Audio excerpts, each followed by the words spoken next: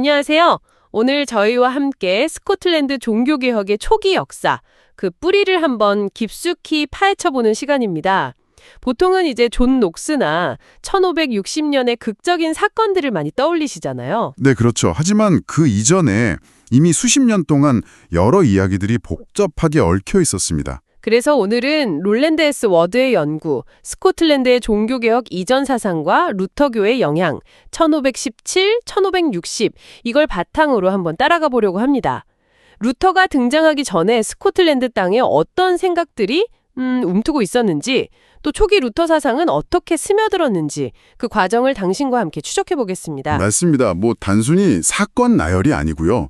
위클리프 같은 중세 개혁가들의 메아리랄까, 또 얀 후스의 영향, 그리고 초기 루터주의 물결, 이게 스코틀랜드라는 그 독특한 토양과 어떻게 만나서 반응했는지 그건 좀 입체적으로 보려는 거죠. 아, 입체적으로요? 네. 당신께서 이 역사를 그냥 단선적인 그림이 아니라 여러 색깔이 섞인 그런 풍경화처럼 이해하실 수 있도록 돕는 게 목표입니다. 좋습니다. 그럼 시간을 거슬러 올라가 볼까요? 종교개혁의 새벽을 열었다고 평가받는 인물, 영국의 존 위클리프부터 시작해야겠죠? 네, 위클리프 시 1330년에서 1384년까지 활동했는데요. 방대에는 정말 급진적인 주장을 많이 했습니다. 특히 교회가 세속적인 부와 권력을 갖는 것, 이걸 아주 강력하게 반대했어요. 성직자의 재산 소유 문제군요. 그렇죠. 그리고 말년에는 더 나아가서 미사 때 빵과 포도주가 실제로 그리스도의 몸과 피로 변한다는 것, 즉 화채설, transubstantiation, 이게 성경에 근거가 없다고 주장했습니다. 와우, 그 시대에 화채설을 부정한다는 건 대단한데요? 네, 아주 큰 도전이었죠. 그러면서 성경이야말로 교회의 유일한 최고권이라고 강조하고 교황을 포함해서 도덕적으로 문제가 있는 성직자들을 신랄하게 비판했습니다. 그럼 화채설을 부정했다면 성찬 자체는 어떻게 봤을까요? 완전히 상징적으로만 해석했나요? 그게 또 흥미로운 지점인데요. 위클리프가 화채설, 그러니까 빵과 포도주의 실체가 변한다는 건 부정했지만 그리스도께서 성찬에 실제로 임재하신다, 리얼 프리젠스, 이 믿음 자체는 유지했어요. 아, 임재는 믿었군요. 네, 어떻게 임재하시는지 설명은 좀 모호했지만 완전 상징주의는 아니었던 거죠. 또 하나 그의 한계를 좀 짚어보자면 구원론에 있어서는 칭의와 성화 있잖아요. 네, 믿음으로 의롭다함을 받는 것과 거룩하게 변화되는 것. 그렇죠. 그걸 후대의 종교개혁가들처럼 명확하게 구분하지는 못했습니다. 약간 중세적인 틀 안에 있었다고 볼 수 있죠. 그렇군요. 하지만 그의 가장 큰 업적은 뭐니 해도 성경을 최초로 중세영어로 번역하도록 이끈 점입니다. 1380년경이에요. 영어 성경 번역이요? 네, 물론 라틴어 불가타 성경을 기반으로 했고 위클리프 본인이 직접 번역했는지는 좀 불분명하지만요. 그런데 이 손으로 벽겨 쓴 사본이 지금까지 약 250부나 남아있다는 건 그 파급력이 대단했다는 걸 보여줍니다. 와, 250부나요? 대단하네요. 그래서 그를 종교개혁의 선구자, 프로토리포머라고는 하지만 16세기 종교개혁가는 아니었다, 이렇게 평가하는 겁니다. 그럼 위클리프를 따랐던 이들, 롤라드파라고 하잖아요. 이들은 어떤 사람들이었나요? 롤라드라는 이름, 그 유래가 확실하진 않은데 아마 중얼거리는 사람이나 독보리 같은 약간 경멸적인 의미였을 가능성이 큽니다. 중세 네덜란드어 롤랄에 대해서 왔다는 설이 유력해요. 아, 경멸적인 이름이었군요. 네, 이들은 위클리프 사상의 영향은 받았지만 중앙 조직이나 통일된 신학체계 같은 건 없었어요. 그냥 함께 모여서 영화 성경 읽고 토론하는 그런 평신도 중심의 운동이었죠. 조직 없이 성경 공부 모임 같은 거였군요. 그렇죠.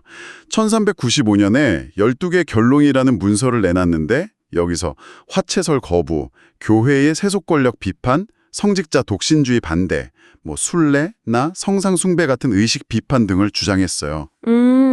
꽤 구체적인 비판이네요. 네, 하지만 성경의 절대적 권위를 명시하거나 교황제도 자체를 전면 부정한 것까지는 아니었습니다. 그러다 1414년에 존 올드캐슬경의 반란이 실패로 돌아가면서 탄압을 받게 돼요. 아, 반란 실패요? 네, 그래서 지하로 숨어들었고 나중에 16세기 종교개혁이 일어나면서 점차 그 흐름에 흡수된 거죠. 그렇다면 이 롤라드 사상이 스코틀랜드까지 영향을 미쳤다는 말씀이신가요? 네, 그렇습니다. 이게 중요해요. 14세기 후반에 옥스퍼드 대학에서 공부했던 스코틀랜드 학생들이 위클리프 사상을 가지고 돌아왔을 가능성이 매우 높습니다. 아, 유학생들을 통해서요? 네, 실제로 기록도 있어요. 1407년에 제임스 레즈비라는 영국인 사제가 롤라드 교리를 퍼뜨렸다는 죄목으로 스코틀랜드 퍼스에서 화형당했습니다. 이게 스코틀랜드 최초의 개혁사상 관련 순교 기록 중 하나죠. 와, 1407년이면 정말 이른 시기네요. 그렇죠. 그리고 1410년에는 퀸턴 포커드라는 귀족이 개혁을 촉구하는 글을 썼는데 이 글이 라틴어로 번역돼서 프라하까지 전해졌다는 기록도 있고요. 심지어 1416년에는 세인트 앤드루스 대학 졸업생들한테 롤라드파에 맞서서 교회를 수호하겠다는 서약을 하도록 요구했어요. 대학에서도 이미 경계할 정도였군요. 네, 그만큼 퍼져 있었다는 거죠. 특히 스코틀랜드 남서부 에어셔 지역은 1490년대에 이미 롤라드 신앙을 가진 가문들이 있었고 이곳이 나중에 종교개혁의 중요한 거점이 됩니다. 아, 에어쇼 지역이요? 그리고 1520년경에는 머동 디스패치라는 인물이 위클리프의 영어 성경 번역본을 스코틀랜드 방언으로 옮기기도 했어요. 이 모든 걸 보면 루터 이전에 이미 스코틀랜드 내부에 개혁의 씨앗이 뿌려지고 있었다는 거죠. 영국과 스코틀랜드에 이런 움직임이 있었다면 비슷한 시기 유럽 대륙 본토는 어땠을까요? 위클리프와 또 연결되는 인물로 보헤미아의 얀 후스가 자주 언급되잖아요. 맞습니다. 얀 후스, 1371년부터 1415년까지 활동했죠. 현재 체코 지역인 보헤미아의 가난한 농가 출신인데 프라하 대학에서 공부해서 총장까지 지낸 인물입니다. 그가 위클리프의 철학, 신학 저작들을 접하고 아주 깊은 영향을 받았어요. 아, 위클리프의 영향을 받았군요. 네. 당시 보헤미아 교회도 막대한 부를 가지고 있었고 독일인 성직자들 영향력이 강했거든요. 그래서 민족 감정하고 맞물려서 후스의 개혁 요구가 큰 호응을 얻었습니다. 민족 감정까지요? 네. 특히 프라하의 베들레헴 예배당이라고 한 3,000명 들어가는 곳이었는데 거기서 체코어로 설교하면서 엄청난 인기를 끌었어요. 3,000명이요? 대단했네요. 하지만 그의 삶도 순탄치는 않았던 것 같은데요. 그렇죠. 처음 그를 지지했던 프라하 대주교가 교황청 압력 때문에 등을 돌렸고요. 또 당시 교황이 여러 명 있었던 서방교회 대분열, 그 복잡한 정치 상황에도 휘말렸습니다.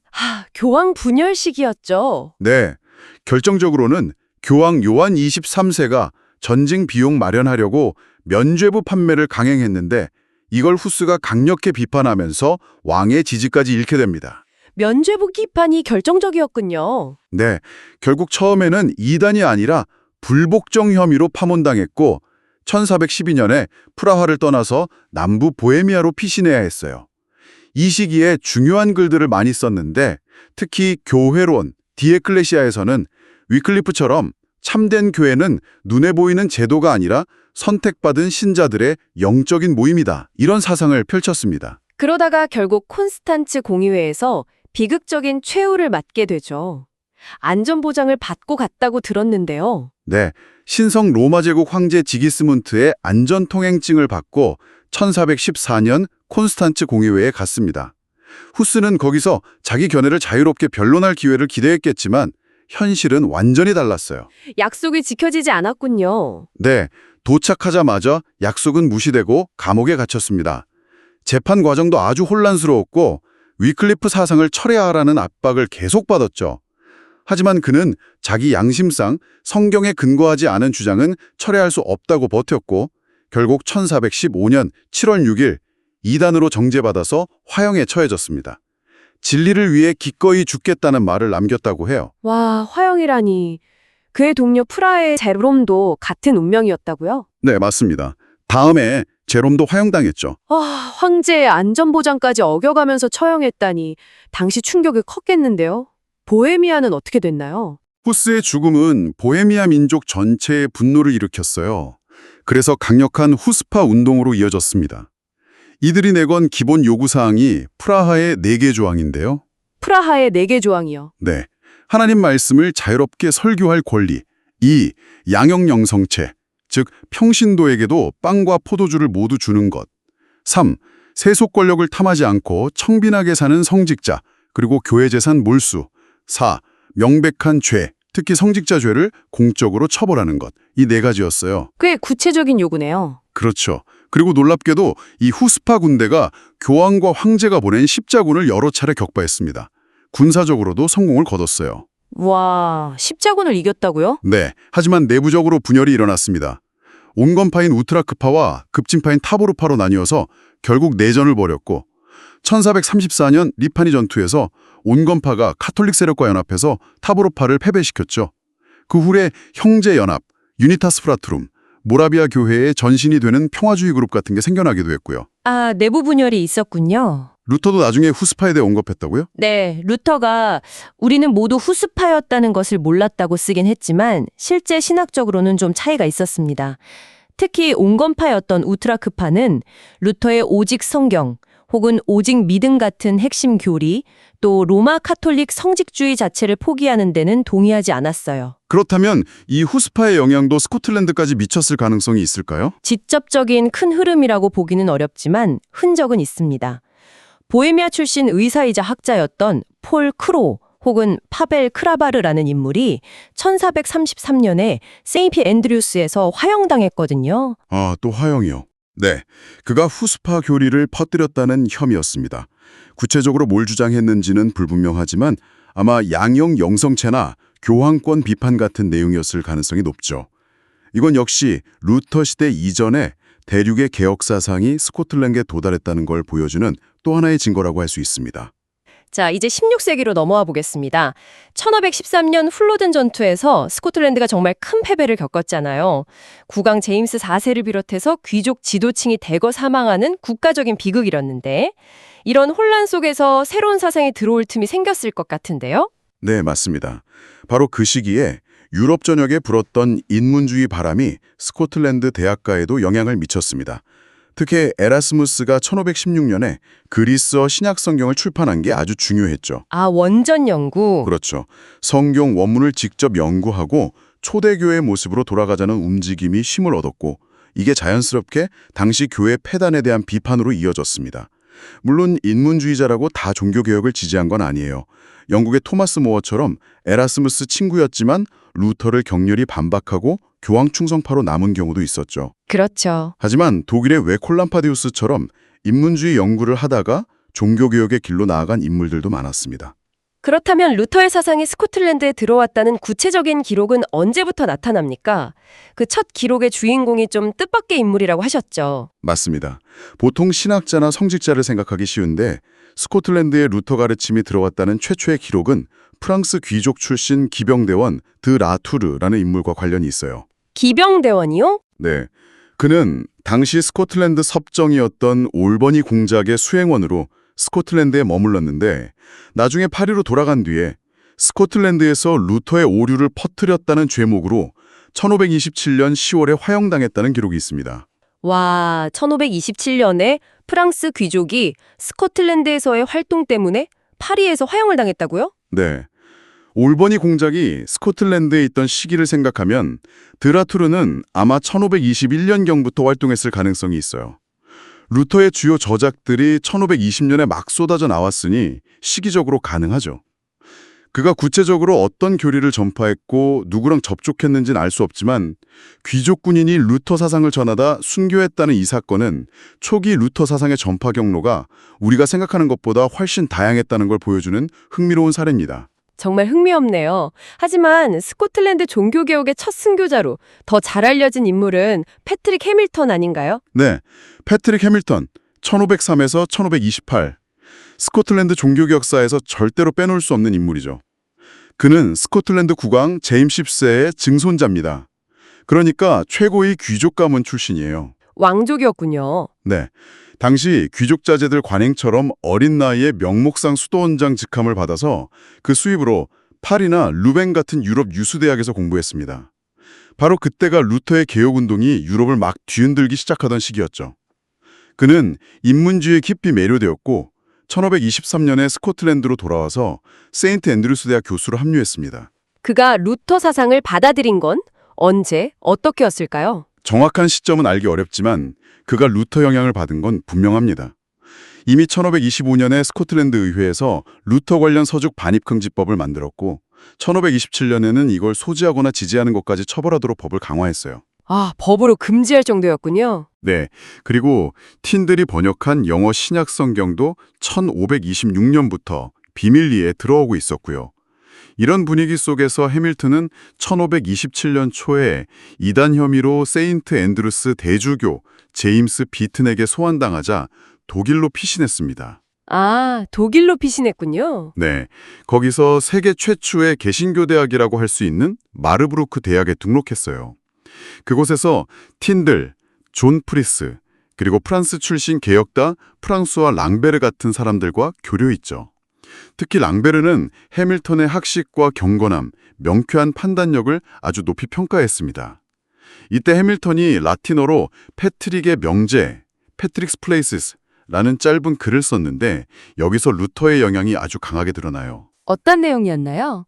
특히 오직 믿음으로 말미암는 칭의를 강조하면서 율법과 복음을 명확히 대조합니다. 예를 들어 이런 구절이 있어요. 우리는 천국에 들어가거나 죄사함을 받으려는 의도로 선행을 해서는 안 됩니다. 만일 우리가 그런 방식으로 죄사함을 얻으려 한다면 그것은 그리스도께서 이미 우리 죄를 용서하셨다는 사실을 믿지 않는 것이며 결과적으로 하나님을 거짓말쟁이로 만드는 것입니다. 와, 행위가 아니라 믿음을 강조하는군요. 그렇죠. 행위는 구원의 조건이 아니라 믿음으로 구원받은 자에게서 자연스럽게 나오는 열매라는 점을 강조한 거죠. 근데 흥미로운 건 당시 뜨거운 논쟁거리였던 성찬 문제에 대해서는 이 글에서 언급하지 않는다는 점입니다. 아, 성찬 언급은 없었군요. 독일에서 안전하게 활동할 수도 있었을 텐데 왜 다시 스코틀랜드로 돌아온 건가요? 그리고 그 최후는 어땠습니까? 강한 소명의식을 느꼈던 것 같아요. 1527년 가을에 위험을 무릅쓰고 스코틀랜드로 돌아와서 자기 가문 영지 근처에서 설교하기 시작했고 따르는 사람들이 생겨났습니다. 아, 돌아왔군요. 네. 하지만 오래가진 못했죠.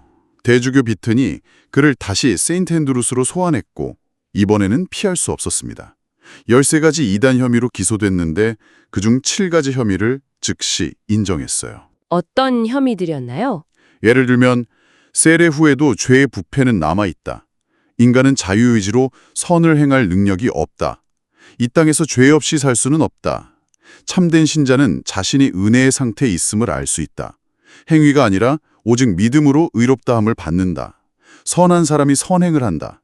믿음, 소망, 사랑은 분리될 수 없다. 이런 내용들이었습니다. 루터의 핵심 사상과 통하는 내용들이네요. 그렇죠. 결국 1528년 2월 29일 재판 당일 바로 세인트 앤드루스 성 앞 광장에서 화형에 처해졌습니다.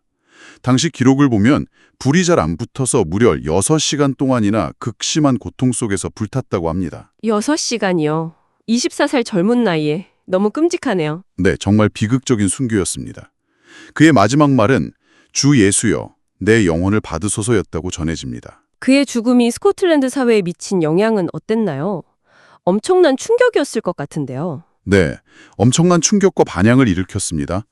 그의 용기 있는 죽음이 많은 사람들에게 기쁜 인상을 남겼고 오히려 개혁 사상에 대한 관심을 더 증폭시키는 결과를 낳았어요. 심지어 대주교 비튼의 친구 중 한 명이 패트릭 해밀턴 선생의 연기가 닿는 곳마다 사람들이 감염되었다고 경고했을 정도였다고 하니까요. 와, 연기가 감염시켰다는 표현이 인상적이네요. 그렇죠. 그의 죽음은 스코틀랜드 종교개혁 운동에 불을 지핀 결정적인 도화선 중 하나가 되었습니다. 해밀턴의 순교 이후 스코틀랜드의 개혁운동은 그럼 어떤 방향으로 나아갔나요? 계속 루터의 영향을 강하게 받았을까요? 아니면 다른 흐름이 나타났을까요? 해밀턴 자신은 루터 영향이 강했지만 그의 사후 스코틀랜드 개혁운동은 점차 루터교보다는 스위스의 취뱅글리나 이후 칼뱅으로 대표되는 개혁교회, 리포엄드, 전통 쪽으로 기울게 됩니다. 아, 개혁교회 쪽으로요? 네. 이웃 잉글랜드 상황도 영향을 미쳤을 텐데요.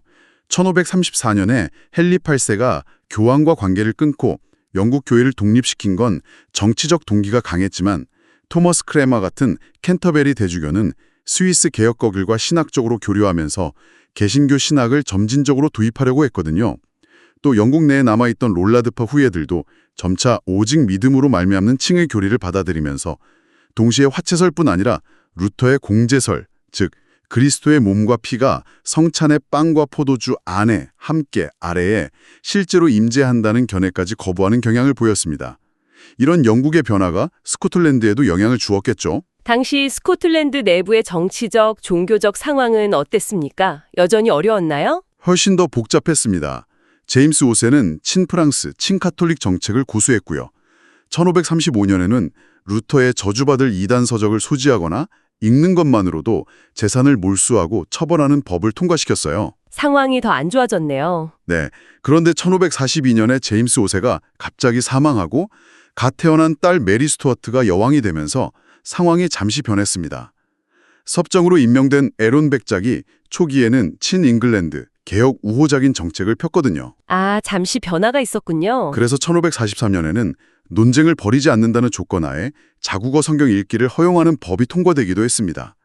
이때 루터교 영향을 받은 찬송가나 종교 풍자시를 모은 선하고 경건한 발라드스, 구덴 가들리 발라스 같은 책들도 널리 퍼져나갔고요. 자국어 성경 허용이라니 큰 변화인데요. 그랬죠. 하지만 에런 백작은 정치적인 이유로 금세 다시 친프랑스, 친카톨릭 노선으로 돌아섰습니다. 이때 강력한 반개혁주의자인 세인트 앤드류스 대주교 데이비드 비튼 추기경의 영향력이 절대적이었어요.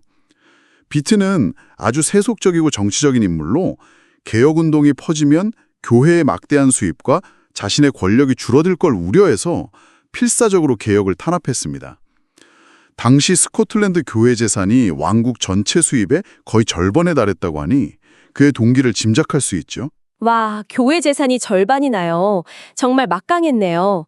그런 억압적인 상황에서 개혁의 불씨를 이어간 인물이 바로 조지 위셔트군요. 그는 어떤 인물이었나요? 네, 조지 위셔트 C 1513-1546 스코틀랜드 종교개혁이 루터교적 단계를 넘어서 개혁교회 신학으로 나아가는데 아주 결정적인 역할을 한 인물입니다. 법관의 아들로 태어나서 루뱅 대학 등에서 공부한 학식이 높은 사람이었어요. 스코틀랜드 동부 몬트로즈에서 학교 교사로 일하면서 학생들에게 그리스어 신약 성경을 가르쳤다는 이유로 이단 혐의를 받게 되자 1538년경 잉글랜드로 피신했습니다. 그리스어 신약 성경 가르쳤다고 피신해야 했다니. 네, 이후 대륙으로 건너가서 스위스 취리히 바젤 같은 곳을 여행하면서 하이네르히 불링거 같은 개혁교회 지도자들과 직접 교류했습니다. 그의 신학적 입장이 개혁교회 쪽이었다는 중요한 증거가 있어요. 어떤 증거인가요? 그가 스위스 개혁교회의 첫 공식 신앙 고백서인 제1스위스 신앙 고백서 1536을 라틴어에서 영어로 번역했다는 사실입니다. 이 신앙 고백서는 성찬에 대해서 취빙글리의 영향 아래서 상징적인 기념의 의미를 강조했거든요. 아, 스위스 신앙 고백서를 번역했군요. 그럼 그의 신학은 확실히 개혁교회 쪽이었네요. 그가 스코틀랜드로 돌아와서는 어떻게 활동했나요? 존 녹스와의 만남도 이때 이루어졌다고 하던데요. 네, 위셔트는 1543년 에런 백작이 잠시 개혁 친화적이던 시기에 맞춰서 스코틀랜드로 돌아왔습니다. 그는 몬트로즈, 던디, 에어셔 같이 과거 롤라드 운동 영향력이 강했던 지역들을 중심으로 순회 설교를 시작했어요. 그의 설교는 많은 사람들에게 감동을 주었고 특히 전염병이 돌던 던디에서 목숨 걸고 병자들을 돌보면서 설교하니라는 아주 유명합니다. 전염병 속에서 설교를요. 대단한 용기네요. 그렇죠. 1545년 말에는 당시 아직 무명이었던 카톨릭 사제 존 록스가 위셔트 설교에 깊은 감명을 받고 그의 열렬한 추종자가 되어서 양날검을 들고 위셔트를 경호하며 따라다녔습니다. 아, 녹스가 위셔트의 경호원이었다고요? 네, 그런 셈이죠. 하지만 위셔트의 영향력이 커지는 걸 두려워한 비튼 추기경이 결국 그를 체포했습니다. 1546년 초에 세인트 앤드루스 성으로 끌려가서 형식적인 재판을 받았어요. 결국 체포되었군요. 재판은 어땠나요? 재판 과정에서 그는 영원 수면설 같은 급진적 주장을 했다는 혐의는 부인했고 오히려 성직자 독신주의 문제를 거론하면서 비튼 추기경 자신과 마거릿 오길비라는 여성과의 공공연한 관계, 또 그 사이에서 나온 8명의 사생아 문제를 지적하며 그의 위선을 꼬집었습니다. 와, 추기경의 사생활을 직접 비판했다고요? 네. 분노한 비튼은 서둘러 재판을 끝냈고 위셔트는 이단으로 정죄받았습니다. 1546년 3월 1일 비튼 추기경이 성환 창문에서 편안히 지켜보는 가운데 위셔트는 교수형에 처해진 뒤 그 시신이 불태워졌습니다. 추기경이 지켜보는 앞에서 정말 충격적입니다. 위셔트의 죽음 이후에는 어떤 일이 벌어졌나요? 위셔트의 죽음은 곧바로 격렬한 반응을 불러왔습니다. 불과 석 달 뒤인 1546년 5월 29일 위셔트의 죽음에 분노한 한 무리의 귀족들과 지주들이 세인트 앤드루스 성에 잠입해서 비튼 추기경을 살해하고 성을 점거했어요. 아, 추기경이 살해당했군요. 네, 이 사건이 스코틀랜드 종교개혁의 또 다른 중요한 전환점이 됩니다. 존 녹스도 이듬해에 이 성으로 피신해서 합류했고 거기서 처음으로 개신교 목사로 부름받아 설교를 시작하게 되죠. 정말 파란만장한 역사네요. 오늘 이야기를 쭉 정리해보면 스코틀랜드 종교개혁은 존 녹스 한 사람이 갑자기 등장해서 일으킨 게 아니라 훨씬 이전부터 여러 겹의 흐름들이 쌓이고 합쳐진 거라는 거군요. 정확합니다. 14세기 롤라드파의 그 끈질긴 저항, 15세기 후수파 사상의 간헐적인 유입, 16세기 초 인문주의 영향과 초기 루터교 신학의 자극, 그리고 점차 강해지는 개혁교회, 그러니까 츠빙글리, 불링거, 이후 칼뱅의 영향까지요. 여기에 스코틀랜드 내부의 정치적 격변, 왕위 계승 문제, 잉글랜드 및 프랑스와의 복잡한 외교 관계, 그리고 무엇보다도 당시 교회와 성직자들의 그 만연했던 부패와 도덕적 해이에 대한 깊은 반감이 아주 중요한 동력이었습니다. 그리고 해밀턴과 위셔트 같은 순교자들의 희생이 그 불씨를 더 키웠고요. 그렇죠. 그들의 피가 개혁의 씨앗이 된 셈이죠. 특히 흥미로운 점은 1560년 공식 종교개혁 이전에 순교한 사람들의 혐의 내용을 보면 연옥교리 부정, 성인에게 기도하는 것 반대, 자국어 성경 소지 및 읽기, 교황이나 성직자 비판 같은 게 주를 이루었다는 건데요. 성찬에서 그리스도의 실제 임재, 리얼 프레젠스 자체를 부인했다는 혐의로 기소된 경우는 위셔트, 애덤 월리스, 그리고 82세 노사제, 월턴 밀, 딱 3명뿐이었다는 점은 뭘 의미할까요? 네, 그게 참 해섬의 여지가 있는 고립입니다. 당시 스코틀랜드 개혁 지지자들 사이에 아직 루터의 공제설 같은 실제 임재를 믿는 견해가 우세했기 때문인지 아니면 기소하는 카톨릭 성직자들이 신학적 차이를 제대로 구분 못했거나 무지했기 때문인지 혹은 츠빙글리나 개혁교회적 성찬관을 가진 이들이 박해를 피하려고 더 신중하게 입장을 표현했기 때문인지 명확히 단정하기는 어렵습니다. 그렇군요. 복합적인 이유가 있었겠네요. 네. 분명한 것은 1560년 존 녹스가 중심이 되어 작성하고 스코틀랜드 의회가 채택한 스코틀랜드 신앙 고백서는 명백히 개혁교회 신앙 노선을 따랐다는 점입니다. 하지만 이 신앙 고백서가 채택된 이후에도 장로교 정체 체제가 스코틀랜드 교회에 완전히 뿌리내리는 데는 거의 150년에 걸친 길고 험난한 투쟁의 시간이 더 필요했어요. 150년이나 더 걸렸다고요? 정말 긴 과정이었네요. 네, 그렇습니다. 오늘 이야기를 통해 당신께서도 한번 생각해 보시면 좋겠습니다. 수십 년에 걸쳐 롤라드파의 끈질김, 후수파의 메아리, 루터교의 신학적 돌파구, 개혁교의 영향력 확대, 여기에 정치적 야망과 술수, 뿌리 깊은 도덕적 부패에 대한 민중의 반발까지 이처럼 다양하고 때로는 상반되기까지 하는 실타래들이 복잡하게 얽히고 설켜서 스코틀랜드 종교개혁이라는 거대한 역사적 변화를 만들어냈습니다. 이것이 우리에게 시사하는 바는 무엇일까요? 과연 역사 속의 중요한 사회적, 종교적 변혁은 어느 한 순간이나 한 명의 영웅에 의해 이루어지는 것일까요?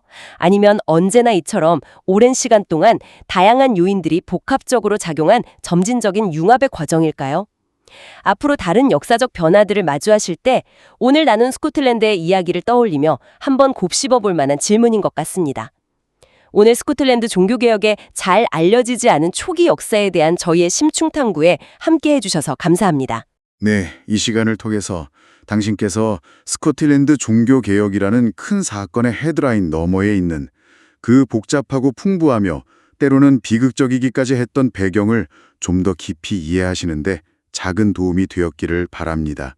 더 딥 다이브, 다음 시간에도 흥미로운 지식과 새로운 관점을 가지고 돌아오겠습니다.